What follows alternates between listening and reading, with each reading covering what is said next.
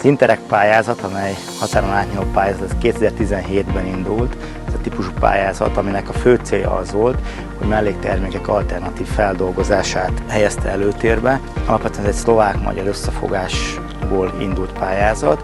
A mi feladatunk az volt ebben a pályázatban, hogy a borászati feldolgozás során keletkezett mellékterméket, a szőlőtörkölyt, valamilyen alternatív felhasználását dolgozzuk ki, találjuk ki.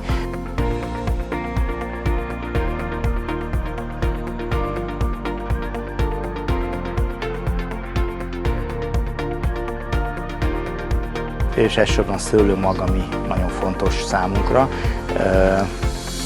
A szőlőtörkölynek közel a 70%-a a szőlőmag, és ez egy nagyon magas olajtartalmú mag. Ez préselés útján kinyerhető a szőlőmagból, és a szőlőmag olajon kívül a keletkezett szőlőmagpogácsa, ami már minimális olajjal rendelkezik. Ezt őrleményként, szőlőmaglisztként nagyon jól hasznosítható.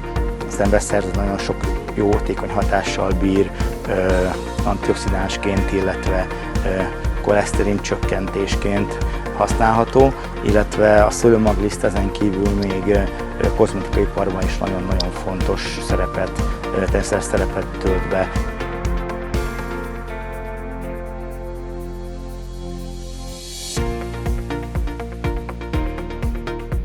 Naša úloha ako Výskumného ústavu potravinárskeho na tomto projekte je v spolupráci s našim partnerom, Univerzitou v Maďarsku, pracovať na inováciách pre podnikateľov.